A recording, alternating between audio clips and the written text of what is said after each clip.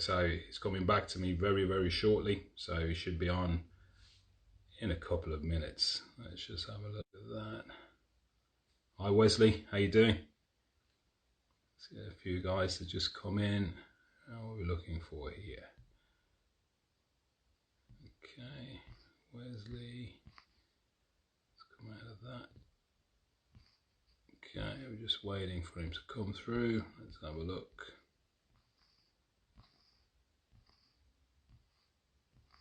Great.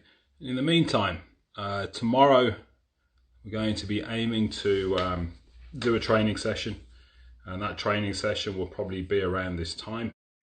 Okay, so we're going live with mcdojolife. He'll be coming in shortly.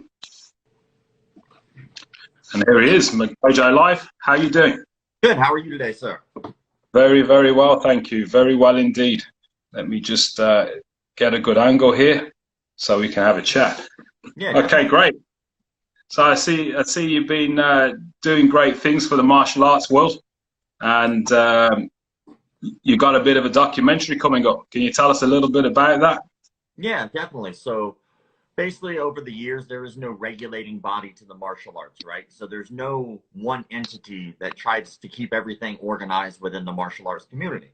So we decided to do a documentary about all the fakes, phonies, frauds, con men, pedophiles that are in the martial arts community, in hopes that we can provide a documentary for people who have never trained martial arts before, teach them the things to look out for in terms of what they really should be asking, what they should be looking for, what they should be researching before they start a martial arts studio. So that way they can join something that meets their individual needs without being taken advantage of. And we really want to show just how rampant it really is. I mean, I posted every day for the last 8 years now, and I never run out. That's how often con men exist in the martial arts. Gosh, that's outrageous. Do you come from a martial arts background yourself then? Are you a trained martial artist? 23 years, yeah. I started when I was 12 years old.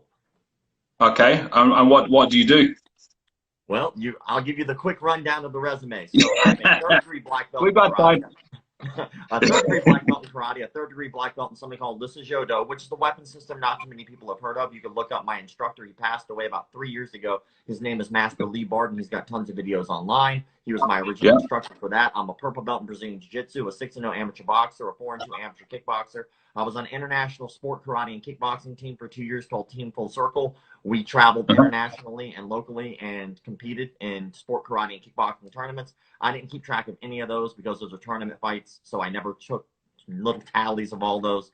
And then I ran a martial arts studio for 4 years. I've been a striking coach for an MMA studio that I train at for the last 10 years, and I've been doing, for the last 9 years. And I've also been doing consulting work for the last 10 years. So consulting, what type of consulting do you do? Business. So a lot of martial arts studios, for some reason, think that making money in the martial arts is a bad thing. The problem is that you have a stigma. You have people who are really good at martial arts but bad at business, or really good at business but bad at martial arts, and you rarely see the two meet. And so what's happening is, which is why another reason the page is doing so well, unfortunately, is that all these great martial artists are thinking that making money is a bad thing. And so they're calling all of these other successful gyms McDojos rather than figuring out the happy medium. How can I make money and not lose my integrity in the business? Well, the same thing's going on the other side. These guys who are con men, they're not really getting better at martial arts because they don't care about that. But they're really good at learning how to make money. And so you're getting all these great martial arts studios that are closing and all of these terrible martial arts studios that are opening because of that dynamic. So I'm really trying hard to help those studios out. Go, yo, man, you can make money and not lose integrity. And how do you think they're managing to get that foot in the door so that they're managing to open these places? Are there no governing bodies that they have to go through before they open these dojos? There's no governing body almost anywhere in the world. Like I found out about a martial arts studio that's been operating under the name Jiu-Jitsu in South Africa for about 30 years now, and they just found out that their instructor's a complete fraud. They learned from him as a child, and they grew up as adults, and then they found out he was a con That's outrageous. So what happens in that situation when they actually go out onto the street and they might have to use that martial art as a self-defense? Well, I mean, that depends on a lot of factors. I mean, sometimes there are people who have great attributes, who are already naturally bigger, stronger, faster, more athletic, have better instincts, have better, more heart. You know, don't mind aggression, don't mind the adrenaline, don't handle that well. There are so many factors. It's almost impossible to be able to tell on an individual basis. There are people out there who've never trained martial arts before who just work people over in a street fight because they have all these great natural attributes. So that's Yeah. hard to say. Well, it's interesting that that these schools get to start up and that people can't see that they're frauds when they start training. How do you think they get away with that? Oh, that's easy. Have you ever heard of the five objections? Are they They're called the five objections. okay? Yeah, yeah. Is that So the a five sales objections. a sales pitch thing? Yes. So when Yeah. somebody signs up for any martial arts studio, right, what happens is you wind up running into what's called the five objections. And so the Yeah. five objections are what the customer says other than no. Most people Hmm. don't like conflict, and they're in a place that's uncomfortable to them, so they don't want conflict by saying the word no. But they will say one of these five things. I don't have the time. I don't have the money. I have to think about it. It's too far away, or I have to talk to my spouse. All Hmm. I have to do as an instructor is just know that those are the issues, and I can use that for either good or bad.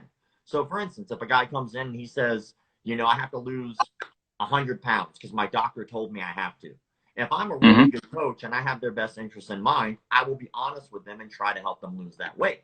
But if my intentions are just to suck them in with as much money as they're worth, well, that's my Hmm. individual ethics. And so what you would hope Okay. is that good instructors will learn that to sign up more people to help them.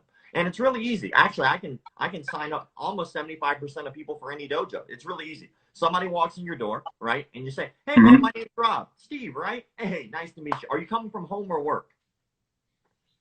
Yeah. Are you coming from home or work? Work. Oh, cool. So you know what you can't tell me later on down the road? You can't tell me it's too far away. You just told me you're coming Yeah, from yeah. work. All right, cool. How long have you Okay. been thinking about doing something like this? For years, years. Years. Guess what? You can't tell me anymore. You have to That think I've not about it. thought about it You just before. told me you've Yeah, been yeah, thinking yeah. about it for years. All right, awesome. Okay. And you got to lose some weight, or why? What makes you want to do this? Yeah, yeah. So I want to learn some self-defense. Oh, awesome. And so you have the support of your family to come and do this? Yeah, absolutely. Guess what? You can't tell me anymore. You have to Yeah, talk to your spouse. yeah, So now we yeah, only have true. two more Okay. things, right? We just have to Yeah, get yeah. rid of money, and we have to get rid of Hmm. time. Time is really easy. So what I'm going to need you to do is fill out this form for me. It's a waiver. All right, just go ahead and sign off so that way you can take class, of course, you know. And then also Hmm. there's a couple questions on here just so I can learn more about you. And if you notice right here on this form, if you could just do me a favor, whatever dates and times will work out best for you, just let me know. If you really enjoy this, then it's something you decide to continue with. I just want to know about what days and times work best for you. And then whatever they fill out, they can no longer tell me they don't have the time because they came in today and they told me they have these days and times available. Now, I haven't even Okay. tried to do a sales pitch to you yet, but I've already Yeah. sold you at least for all of those things. Now, there's only one thing left, and that's price, and that's very easy to get around. Instead Hmm. of trying to charge less, charge more up front, but then make it reasonable at the back end. So, for instance, rather than me saying, oh man, we don't do registration fees here.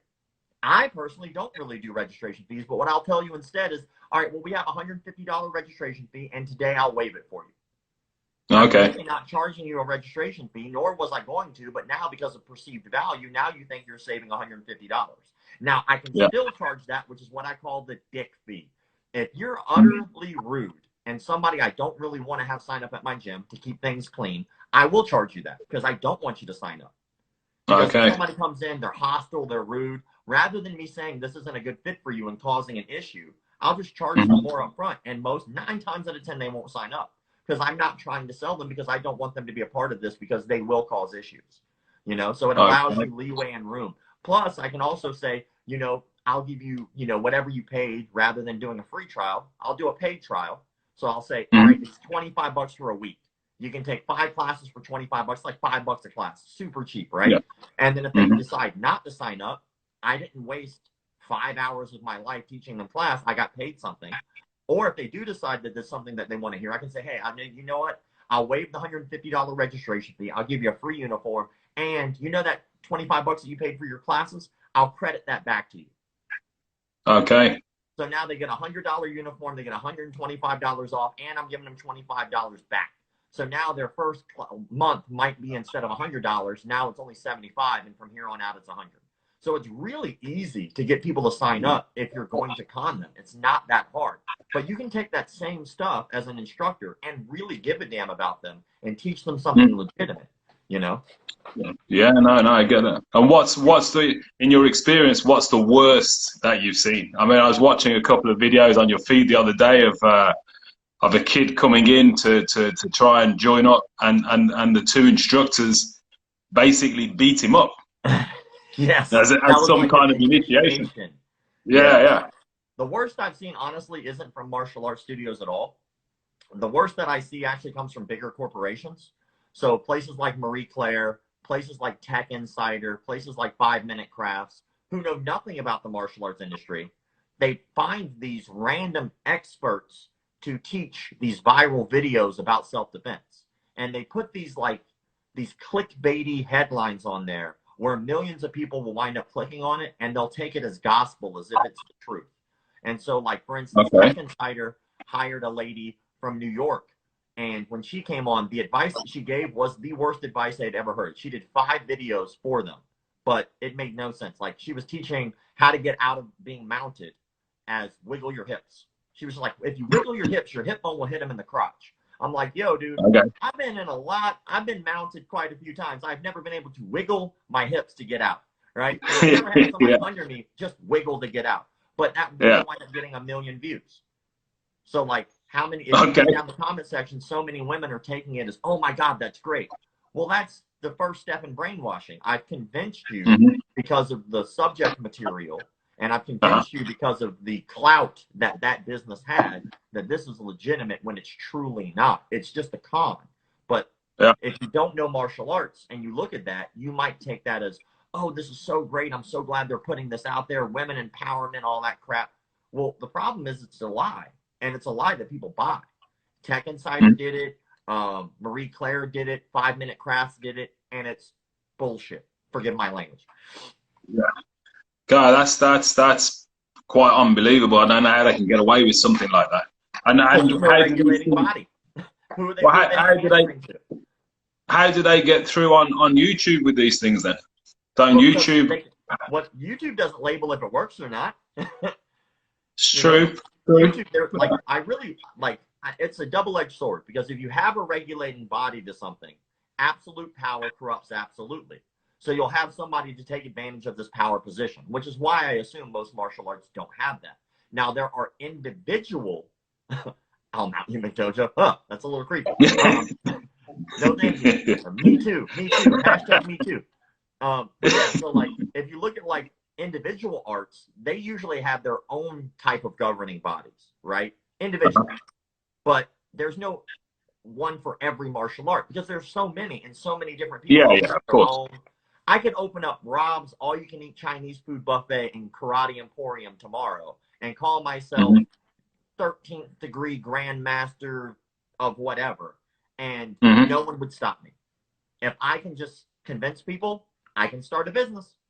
I can lie to them, I can do whatever I want. And so, because there's nobody going and checking on these people, it happens all the time. And all the time. But how does that work with insurance and injuries and things like that? Well, I mean, it's just like anybody else's business, right? So technically, if you're a 1099, right, or you're you're self-employed, right? When you get your business license, there is no martial arts business license. Technically, you fall under the same umbrella as a dance instructor. So, like, anybody out there who's ever done martial arts and had to get your business registered, you know that same fact, right? You're kind of registered, clumped in with, like, fitness and all that, right? So who's to check? You know, there is no specific, like, martial arts instructor. And so insurance runs the same way. You just let them know, I teach martial arts. There's not, like, most insurance companies don't go, well, what martial art? Some do, though, and I like those. Like, they're like specific art, because those are smart, because they realize that some arts have higher risk of injury than others. Okay, okay. Do you know of any of those insurance companies? Are those insurance companies that we could recommend? For Off the because top of my as head, you can no. imagine on the page. Off the top of my head, no. I mean, if there's an insurance company out there that would like to reach out and contact me, I'd be more than happy if they're a legitimate establishment to push their stuff out. But I don't know any off the top of my head. I haven't run a martial arts studio in a while, so Okay. this is what I do. And for this documentary, how have you managed to fund that? Well, actually, we got very fortunate. So we did a crowdfunding campaign, and if anybody isn't familiar with crowdfunding, it's very simple. So basically, how donations work is a donation is somebody just gives you money and says, here. Crowdfunding is not a donation. Crowdfunding is an exchange of goods or services. So basically what Hmm. happens is when somebody goes, oh, I'd really like to fund your documentary, rather than just saying, oh, thank you for free money, we go, here's an exchange for that. So there's all kinds of tiers, right? So some people got Hmm. access to behind the scenes footage. They get updates on what's going on with the film, which is currently still going on. Some people got custom made uniforms, which of course we're still kind of waiting to get started with the documentary, and then we're doing that. We kind of got put on Sure. hold because I was scheduled to be in California April 20th, but it Yeah. doesn't look like it looks like I have to wait. Yeah. Yeah. Yeah. Like everyone else on the planet. Um, Absolutely. and then, of course, like they got all these perks, like tickets to the premiere, or they'll be able to hang out with us at YouTube Studios in LA, or they'll be able to be a Hmm. part of skits with us. So there was all these different things. So people donated for that, and that's how we raised most of our funds. We also had two investors, and those two investors have invested to be kind of involved with the movie to get credits, like Okay. IMDb credits, but also to be in the film, which was kind of cool. So. And what have you got behind the scenes? How many in the team? Oh, as of right now, it's myself. I have a production company called Voto Studios. So Voto Studios is the production team. They run something called Mexican Martial Arts, which is kind of like a spoof martial arts thing. They have a very Okay. good following. They have like 100,000 followers on Instagram or YouTube right now. So they make a Okay. living off of it. But they also make a living off of their production company, which is Voto Studios. And so Okay. they've been in the industry for a very long time. I've worked for Hmm. them 3 or 4 times, and they have a great work ethic. They do 100% great. I mean, their quality is amazing, Hmm. and they are willing to kind of bend with the ebbs and flows that come with this. So great team. Okay. So as of right now, it looks like we have a crew of like 5 or 6, and Yeah. they're incredible. And what's the plan? How do you aim to bring this forward? Are you going to go into Dojang specifically? Are you going to be looking for information from the public to go and Oh man, we have investigate, or tons are of you going to stuff. be looking So at? we already did our storyboarding. So our storyboarding is fairly simple, right? We have our baseline of what we're trying to convey, right? But it's a documentary. There's a really good quote from Alfred Hitchcock that says, "When you're making a movie, the director is God, and when you're making a documentary, God is the director." So we have all the intentions of making this movie, but as we start going to make that movie, it might completely change because it's a documentary. So to be fair, Okay. we have to cut the middle ground. We have to say, is it possible or not? And so what we're really focusing on is the 5 rules of mcdojolife. And we're going to kind of touch all of those and just go down those rabbit holes and see where they lead. We have a guy Hmm. named Lewis Martin. Lewis Martin belonged to a martial arts cult, and he wrote a book about it. And now he worked his way up from a student all the way to an instructor with this cult. And so I Okay. read the book. I found it fascinating. So we have somebody who's been there, done that, and left. So we'll interview him. There's a gentleman who was very famous martial arts fraud back in the 70s and 80s, and he was debunked by a guy named the Amazing Randy. And so he convinced people that he can move pages of a book with his mind, but he also molested 5 kids. And so this guy Yeah. molested 5 children. He goes on the run. While he's on the run, he sets himself up for an interview on Sally Jesse Raphael back in the day. While he's running from the police, immediately after he's done with the interview with Sally Jesse Raphael, they arrest him, of course, Yeah, I can right? imagine. Well, they wind up because he did molest 5 children. He wind up getting a plea Okay. deal, and that plea deal, rather than putting him in jail, put him into a mental institution, which was a mental health facility. Yeah, Well, yeah. that guy is only an hour away from our production team. So we're actually going to go Really? in and film him and talk to him and find out how he did what he did. How did you con Okay. so many people? What was the phrasing? How did you do it? What was the thing that you did? So we have this con man who's already been busted, who is willing to talk with us about how he did it. Then we Okay. have, of course, we're going to talk to psychologists about, hey, what's a cult and how does it work? You know, how are people convinced that they can be knocked out with their mind so easily? And then Yeah. how problematic is this? You know, because in Indonesia, there's something called tenaga dalam. Tenaga dalam is chi. It's their version of chi. And I saw a group of kids get run over by a truck and die because all these people were watching and expected this chi to save their life. They thought nothing was going to go wrong. Like, but people like us, so we're going to look at that and go, that's not safe. Y'all shouldn't do that. But because they're so indoctrinated into this life and this behavior and this thought process, people die. And like for us as regular martial artists, we don't look past our bubble. We really don't. And martial arts in general is very egotistical, which is funny because most martial arts try to preach not to be egotistical. So like, it's like, whoa, you don't want me to be egotistical, but you're going to make me think that every other martial art but mine is a piece of shit. Like, that's not fair. That's not true. Like, every martial art has some validity. It's just a matter of the people at the top and how they're taking advantage of people. Yeah. So how long do you think it will take to do the filming and before you actually bring this into full production where we can see a copy of it? Well, as of right now, we are kind of on hold, so there's nothing we can really do of about the coronavirus. So we really don't know. We're hoping to shoot for maybe 4 to 6 months of filming and editing between somewhere in there, depending on how the story goes. And then after that, hopefully we'll take it to festivals and see how well it will do on festivals. We weren't going to originally do that, but then we realized just how unique the documentary truly is. And we were like, why not see if we can get an award or two for it? Why not put it out there and just see if people are interested? And it also will help us with distribution. Okay. Sorry, I'm just scrolling through because I've got a lot of writing just going across your face there. No, I got you. I understand. It happens to me all the time. Let me just take this down just a little bit. And whereabouts are you based? I'm in Florida, and my production team is in California. Okay. And the other day we had on Stick Your Kick. Yeah. Kick Chick. Yeah, she says that she knows you. So how did that relationship come about? I mean, I just went up to New York. She happened to be in New York. I was working with a team over there called Art School Dropouts. And so Art School Dropouts and I have worked together on several projects. AJ Kicks is a part of that. And who Stephanie. else?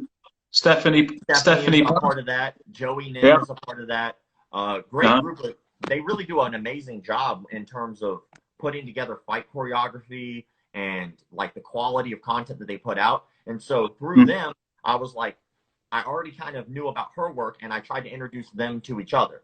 And so that's kind of like how we kind of got to know each other a little bit. And that's fantastic. And the followers to your page, what do they always expect to see? What do we get from mcdojolife? I mean, I honestly don't care what they expect. I'm not going to lie. Like, I'm not doing this to appease the crowd. So, like, when I post something that I really am passionate about, I'll lose 100 followers like that. Because they're like, oh, that didn't make me laugh. Like, if I post, like, that video the other day that you were talking about that kid who was getting beat up on his first day, I lost followers. And I always do when I post that stuff. But am I doing this because I just want more people to follow me? Or am I doing this because I think I can help people? Well, when we posted that gym, that dojo got a ton of heat. And we found out so many more of their lives because of that. Because so many followers are passionate. The ones that don't want that type of material, the ones that are here because they really want to help other people, they'll dive in.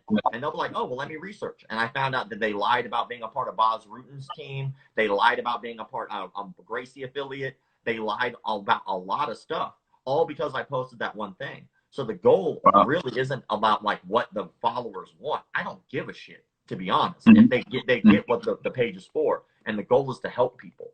And so if that loses followers, then it loses followers. There's nothing I can do about that. Are there any other places that you think have been shut down since you've exposed them? Yeah, there's been a couple. I mean, but at the end of the day, it's all because of the follower base who were so passionate about it. So I've had some of the strangest interactions because of this page. But definitely, I mean, this kid threatened to kill me. And when he threatened to kill me, which happens often. I'm like taking numbers, dude. Because really, if you think about it, I'm attacking people's belief systems. And so to them, their art is like their religion. And so when you start pulling at that, look at what happens with like history and how people handle religious conflict. It doesn't usually go well.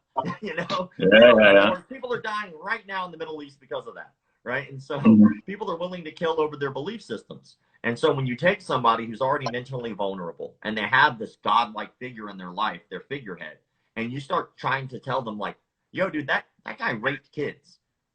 To them, they have a decision to make.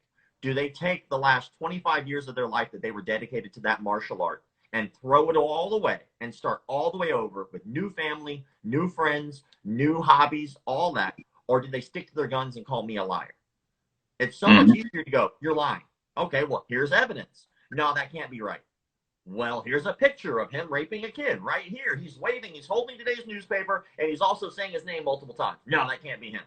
You know? And so that's kind of how it is. People are so willing to double down on bullshit that they are willing to even fight or kill someone else over that. And so when it comes to the page and when it comes to like affecting other things, it affects other things because people choose it to affect other things.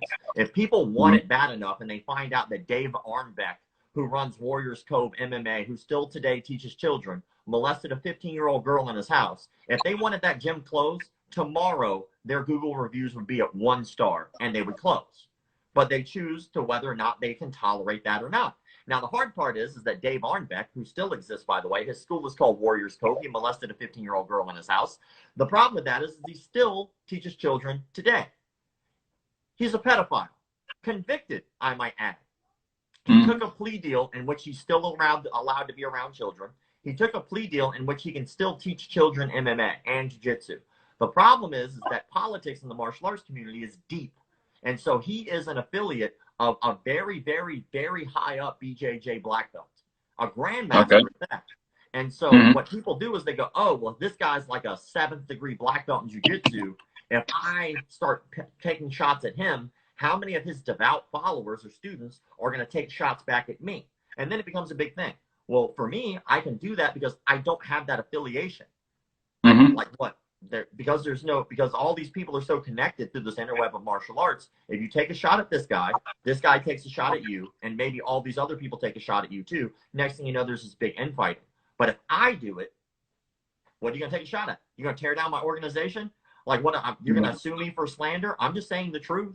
You can't sue me. And in the last 8 years of me running this, no lawsuit. Why? Because I only post facts or hardcore opinions. And I state, this is my opinion, you know? Yeah. And where does most of your material come from? Is this just people that are sort of posting it to you or making you aware of it? Where does it actually come from? How do you find out? Well, it depends. So like I said, I've been doing it for a long time. So I have like a list of names, and I pretty much memorized most of the key players who are running Colts today. And you find out about their students and what their students are doing. Like, for instance, George Dillman obviously thinks he can knock people out with his mind. It is documented that he thinks he can truly knock people out with his mind. He has students who believe the same thing. But he has had students branch away from him, right, and start the exact same thing under different names. They still call it Kyoshu Jitsu, and which is supposed to be based off of acupuncture pressure points. And, you know, like, if you were to talk to somebody and explain it to them, you'd be like, oh, that makes sense. If you were to watch it, you'd be like, that's the stupidest thing I've ever seen in my life. I've seen it, yeah. You know, because what happens is with the dangers of that is you're teaching people how to defend themselves. And sometimes knowing nothing is way better than knowing just enough to get you hurt. So an example is a woman walking down the street and someone tries to steal her purse. If you know nothing, you let the person have the purse. No one gets hurt. You lose whatever you had, but you don't get injured, and you start a new day, right? Shit, I got to start over. Whoops, we move on with life. If you took this Weekend Warrior Kyoshu Jitsu course where you learned about all these pressure points, or you watch that 5-minute craft video where they're trying to tell you to squeeze someone's shoulder and that will make them fall over for some reason, you might actually believe that. You might be brainwashed into thinking deep enough that that will help you. You might do it. They turn around and punch you in the face. It ricochets off the concrete and you die. Was it worth it? You know, so that's the type of thing that always hurts me in this industry, is the fact that the industry sometimes will go out of its way to teach shit it doesn't know anything about in order to make a quick buck. That's not fair to the student. It's not fair to the consumer. It's not fair to the world to put so much misinformation. Just say you don't know. Like, I don't know anything about tactical shooting. Never been formally trained in tactical shooting. Have no clue how to do it. So would I ever teach a tactical shooting course? No. That, on the other hand, when a school shooting happens, how many martial arts studios jump on board of that bandwagon and start teaching active shooter courses at local schools? When they know nothing about active shooter situations, half of them don't have concealed carry permits. They don't know anything about the mechanisms in which a gun actually fires and operates, but yet they can teach you about firearms like they've been an expert all their life. Perfect example, Steven Seagal. Magically, he's an expert in everything, right? Yeah, I've been flying helicopters for like 45 years. Yeah, man, I'm a golf pro, man. I've been playing golf, top level golf for like 64 years. Dude, you can't be an expert in everything. It's okay just to say, I don't know sometimes. Yeah, of course, of course.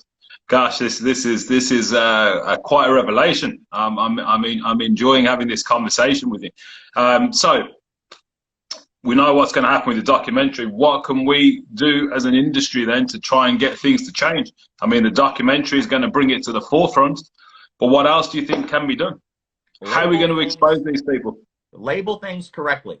It always starts at home, right? If you're on an airplane and the airplane's about to go down, the oxygen mask comes out. What do they tell you to do? Save yourself and then the other person, right? Because you do no one any good if you're also a part of the problem. Well, it's the same thing with the industry. If you want to do acrobatic kicking, which I love. I grew up on the sport karate scene, seeing those acrobatic kickers, the Matt Emmings of the world, the Raymond Daniels of the world, who else, man? Daniel Sterling back in the day, all these amazing acrobatic kickers, right? I love that.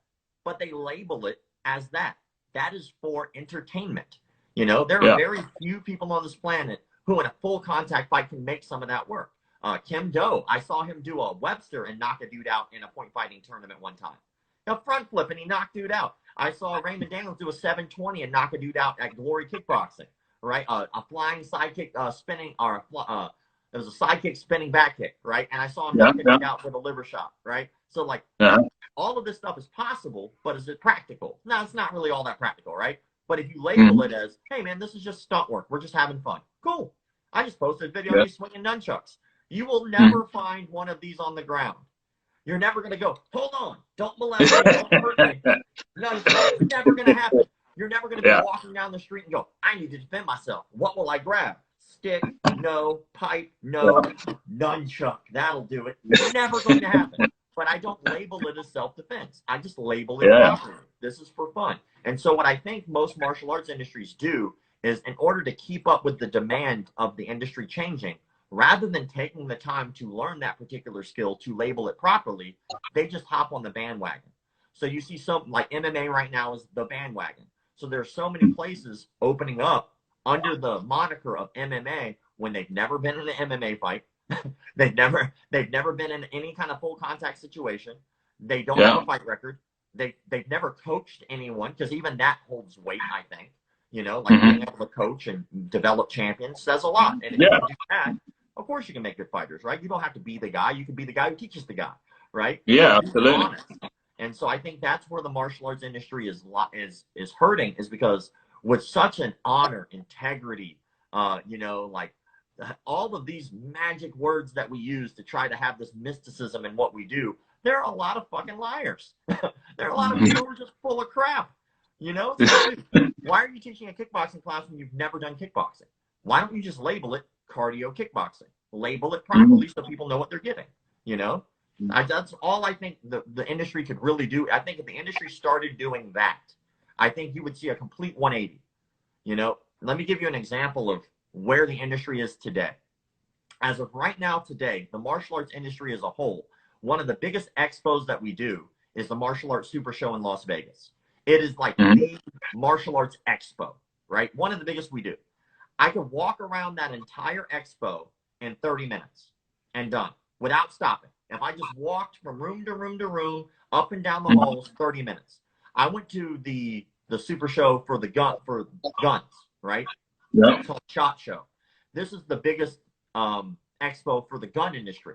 Now, we can agree the martial arts industry has been around longer than the gun industry, right? Yeah. Martial arts has been around longer than guns. That's why you have martial arts to begin with. Well, I could walk around and probably spend 3 days walking up and down the aisles without stopping, and I still wouldn't make it through the entire expo. Okay.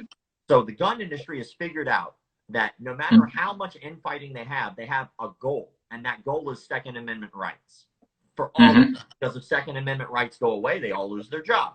So no matter how much they infight, they all have a particular goal. The problem with the martial arts industry is it's eating itself alive with me, I, instead of us, us, us.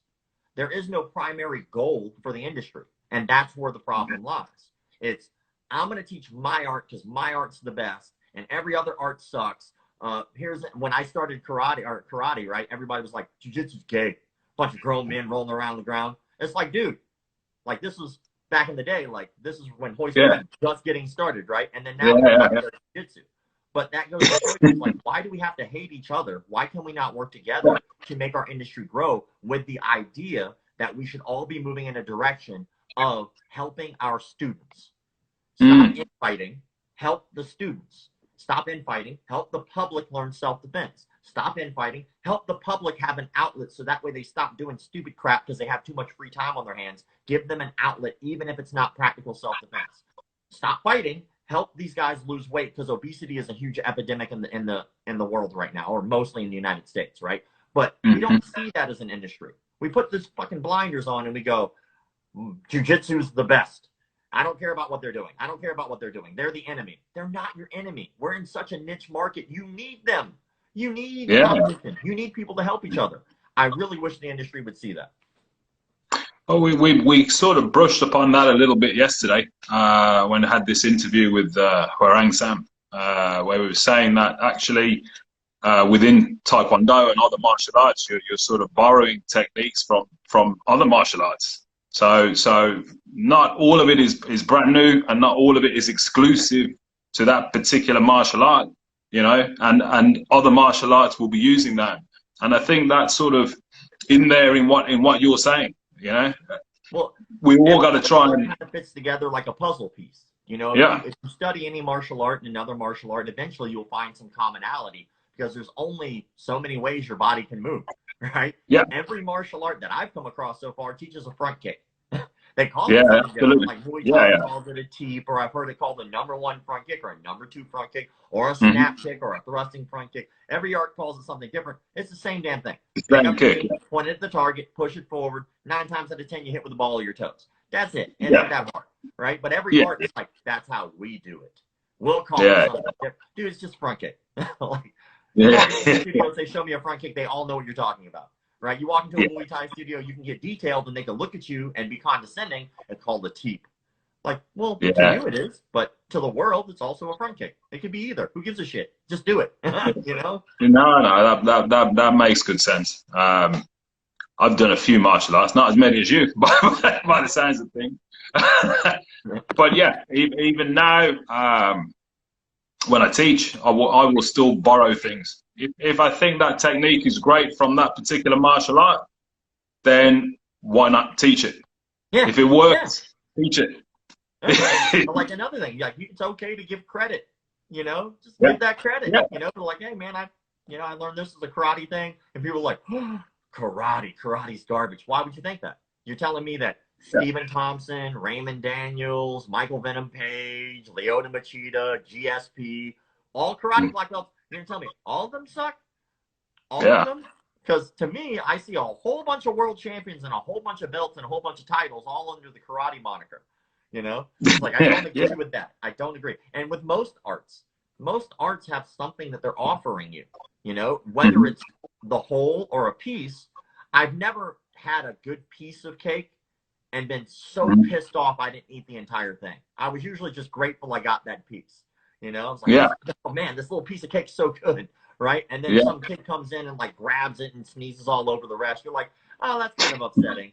But I'm so glad I got my piece. You know, that's how it usually goes. Martial arts sometimes are like that. Like Aikido to me is very much like that, right? It's like this piece right here that I'm going to eat is going to be the wrist lock portion. I'm just going to I'm going to take all these delicious wrist locks and I'm going to put them in my pocket and I'm going to eat them up and use them later. Now, the rest of the cake, not so good. But that's okay. Maybe that's for other people to eat and not for me. I'll just eat the piece that I enjoy. That's it. And with your expertise, what would you take on as maybe the best martial art at the moment? What do you think works? I mean, again, there's so many factors in that. Like, I would never, because one, I don't ever have to make that decision, right? So Yeah. that there's never going to be a time in which I would have to say this particular art. I think it has a lot to do with body mechanics and a lot to do with attributes. So, for instance, if you teach a guy who's got no arms boxing, he's probably not going to be a very good boxer. Yeah. If you try to teach a guy who can't move from the waist down Taekwondo, he's probably not going to be pretty good at Taekwondo. Right? Yeah. But that's the same thing with everybody. Now, those are very drastic, but we all have our strengths and our weaknesses or things that we're naturally better at. Some people pick up on wrestling better and they enjoy it. To me, it's more about what you're going to do with this year than what you're going to do with this art. The average martial arts student drops out at about a year. That's just facts. In jiu-jitsu, they call it the blue belt blues. After you get that blue belt, you disappear. You never train jiu-jitsu again. It's like on every meme in jiu-jitsu. The average martial arts student drops out at about a year. So if I were to give somebody advice on picking and choosing a martial art, I would say do the one that you have the most fun with, that you feel will give you the most benefit in a year. Like, and really dedicate yourself to that, because chances are good. Like, we can all believe what we want to believe, but most people don't wind up being lifelong martial artists. They take this year of their life, they dedicate it, and they disappear and they never do it again. That's what we're looking at. So as a student, when I see a new student, I put them in that category and I go, well, what will benefit you the most? If somebody came to me and they wanted to lose weight, I wouldn't tell them they need to learn self-defense. I tell them they need to go to a gym, or they need to go to do a cardio kickboxing class or a fitness class. Now, could you lose weight on all of these other things? Yes, but that's not their primary objective. Like, if you went to a place that was the primary objective, it would help you the most. Right? Or if you're like, man, I want to be a professional boxer, I would never tell you, well, go take a Taekwondo class. I wouldn't do that. That's not your personal goal. So I think it's all about having the most fun and getting the most out of a program in a year's time. That's what I would decide. Okay. And next, when you finished, when you've actually finished doing the documentary, what are your next plans? Well, we already started rolling those out. So in terms of like mcdojolife, right? We've already slowly but surely been doing it. On our YouTube channel, we've been doing breakdowns of these videos. So like when people go on to our YouTube channel, you'll see the video that we played on our Instagram page, and then you'll see a breakdown of the who, what, why, when, and how, in my opinion. Now, the cool part about that is my opinion. There are definitely some facts sprinkled in there, but it's still my opinion, and then people can make their own decisions on their own. It's not my job to tell people how to think. I think that's weird, right? But we're branching off. So we already have an apparel line. We've been doing apparel for quite a while now. And we did a rebranding hard this last year. Our original moniker was the greatest martial arts in the history of ever, which is very sarcastic, obviously, right? Well, we changed that to keeping martial arts legit, because that's always been the goal. It's keeping things legitimate, right? If you do Aikido and you call it Aikido and you don't lie about that, that's legit to me, because you're being honest. If you're doing stunt work and you're calling it self-defense, well, that's a lie, you know? So the goal is to keep things legitimate. And so now we have McDojo Show, which is our podcast. That's already did like a trial run of that last year. I had great people on the show.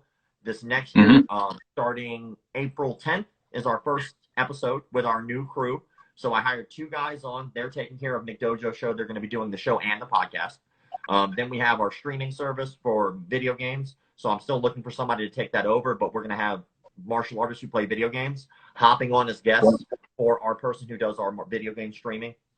We're going to be doing something called Kung Fu Companion, which if you ever watched Mystery Science Theater 3000, basically they sat down, they made fun of movies. We're doing the same thing with martial arts movies. So these cheesy public domain films, we're going to just sit down and just roast them, kind of like a fight companion, but for movies. And then what else do we have going on? Oh, Technique Tuesday is coming up. So we have all of these amazing martial artists who are kind of like follow the page. So I just reached out to them, like Stephen Thompson, Kit Dale, Angie Hill. All these great martial artists are going to be coming on and doing Technique Tuesdays for us, where they teach techniques every Tuesday. So that'll be really cool. So the goal is to branch off and to make it something that's a little bit more of, instead of just calling out fakes and frauds, make it something that the goal is to help the community, that's always been the goal anyway. That sounds fantastic. That sounds fantastic. Hey, it's been great talking to you. You know, I hope that everybody out there has understood what your page is all about, go over and see this man, McDojo Life. Great page. Follow the documentary. What will you do with the documentary as you start filming? Are you going to have updates on the documentary page, or on your page, or on both pages? How will that work? All the updates from here on out are at mcdojolife DOC. So anybody that really is that interested and really wants to take a bite and go, man, I haven't heard anything about the documentary. Have you contributed to the documentary in any way? Because if you haven't, you get to wait with everybody else about information. If you've contributed just a little bit, you can go to mcdojolife DOC, follow the description in the bio, and it'll tell you exactly what to do on how to get updates, how to get behind the scenes footage, because I don't think that it's fair to give that information away when other people paid for that information. That's kind of a slap in their face. And so that is only at mcdojolife DOC, and the goal is to try to make sure that we're continually doing updates, which I have to do one today, just to kind of give people a heads up about, like, hey, obviously we're holding, like, I thought that was pretty much understood because the entire world has come to a halt, but you still have people who are like, hey man, how's the filming going? Like, that's a stupid ass question. Like, you mean in my storyboarding? Yeah. Like, I mean, I could film this cup.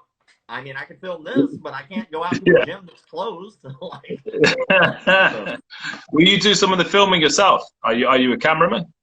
No, I'm there. Like, I didn't think it was fair that we would be confronting people and put someone else in harm's way. That's not fair. Okay. My idea. Yeah. If anyone's going to be in harm's way, I'll do that, just in case things do become physical, which they might. You never know. We're dealing with cults and crazy people. That I would be the first one to have to deal with that, and I wouldn't want it any other way. No, that's fair enough. So yeah, go check out his page. McDojo Life, it has been great. You're spending some time with us and giving your time up early evening for the UK and whatever time it is over there. We really, really appreciate that. And please do come back and give us an update when you're part way through the documentary. Tell us how it's going. We'd love to have another chat with you and see how that's all going. And it's been great talking to you this evening. Well, thank you, sir. I appreciate you having me on. No problem at all. And if you like, I'd like to do another interview with you on our other page, which is called Martial Arts Worldwide. Of course. Just send me a message. We'll work it out. Okay, fantastic. Great to see you. All right, man. Have a great day. Thank you.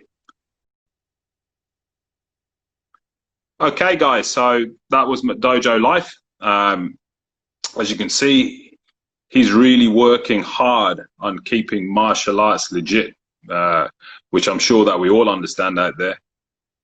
With Taekwondo, hopefully all of the clubs that you're going to are really good clubs, and you've got really good masters and instructors, and they're teaching you the right way. We put a lot of stuff on our page. You see what it's like to be an expert, what it's like to be a beginner, and we work with some really, really great clubs and great practitioners of the art, as you can see. So over the next few days, we've got some really good interviews coming up. So we've got the Dragon. He's great at sparring, world champion. Carl Van Roon, also great at sparring. We're going to also have an interview with a New York cop and find out what it's like. He teaches some self-defense.